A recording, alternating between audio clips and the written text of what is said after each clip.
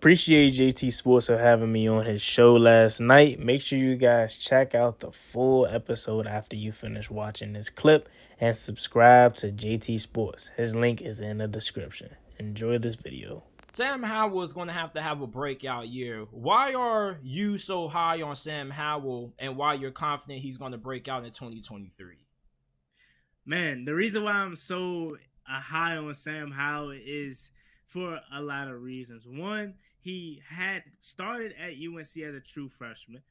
Headed into his final year there at Chapel Hill, he was on the Heisman watch list. Unfortunately, the season didn't plan out the way it did.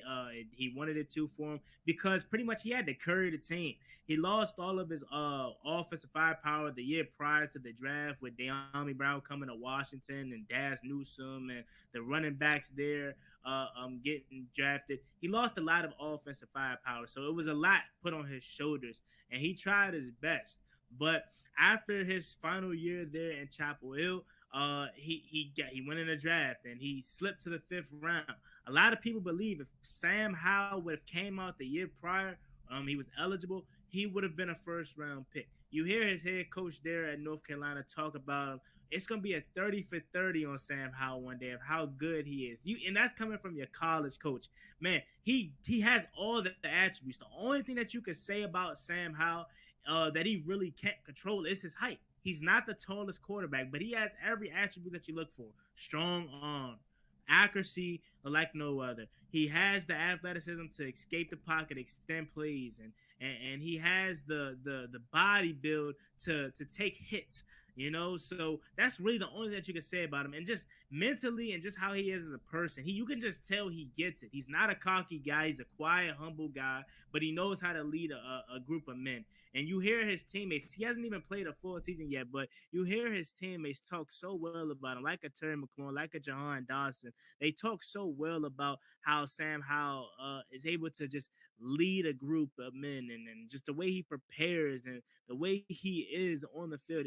Eric Bieniemy said it best. The best thing he loves about Sam Howell is that he's auto-corrects himself. Sam Howell does not make the same mistake twice. And although he only has one NFL game under his belt, it definitely is a breath of fresh air and something that we haven't seen here in Washington. Like, honestly, JT, man, he just gets it. He's one of those guys that just gets it mentally and physically, and it's really nothing that you can say. You just have to wait and see, man. And I just feel so confident in Sam Howell, and I haven't felt this way since, honestly, Kirk Cousins, man. This is the last thing that I got to talk to you about, and this is going to hit deep. What if RG3 could have stayed healthy, fam? Man, oh, you really hit a spot with that one, man. If RG3 could have stayed healthy, what would have happened, man? Honestly, if we're talking strictly on-field play, because there were rumors and there were reports that RG3 wasn't the best teammate. He had this arrogance to him. This RG3, the loving guy that we see on ESPN. Yes, it was reports that he was that kind of teammate, and I think there was actually a public appearance where he kind of basically threw his whole team under the bus and basically didn't take no blame for anything. So it was reports about him doing that. But if we're talking strictly on the field play, RG3 stays healthy, I think Washington would at least have made it to a couple of NFC championships. I don't know if we would have cashed it in and won our 4th Super Bowl, but come on, man. You see that 2012 season, we started off 3-6, finished 10-6. We was up 14-0 on the Seahawks. Should have won that game, but we lost. If he stays healthy, man, I think we have our franchise quarterback. Now, is he still playing to this day at a high level? I'm not sure, because he was a reckless abandon. He's a guy that clearly, as we know, was a mobile guy, had all the tangibles, man. If we're talking like, I know a lot of people looking back on that draft says Andrew Luck was the best quarterback in that draft, which honestly, you could still make that case and say he was, because like he's the most NFL ready and complete quarterback. But if we're talking like everything in a quarterback, man, from mobile to arm to accuracy, man. RG3 had it all. And as a Washington fan, man, it pains me that he did not pan out. Like, I'm telling you, bro, this area, bro, was so excited for RG3, bro. Like, man, it hurts me that it never panned out the way it should have been. Obviously, a lot off the field happened with the ownership and Dan Snyder and Mike Shanahan really not seeing eye to eye, and Dan Snyder picking RG3 over Mike Shanahan, and then Jay Gruden getting in here and not really liking RG3, so he went with Kirk Cousins. Like, a whole lot of stuff went on with that whole debacle with RG3. But if we're talking solely on field play, RG3 would have been one of the best quarterbacks in football. I think he would have won an MVP, man. I genuinely think so. Man, you look at that team that we had in 2012, man, we were solid, right? Alfred Morris, man. That offense was a big reason. Now, does it change when Mike Shanahan and Kyle Shanahan leave? Yes, it does. Didn't y'all have Sean McVay on your coaching staff too? We had Sean McVay. I think Sean McVay was, if he wasn't on the coaching staff down during that time, he came later, because we also had Matt LaFleur too. Also had Matt LaFleur on our coaching staff.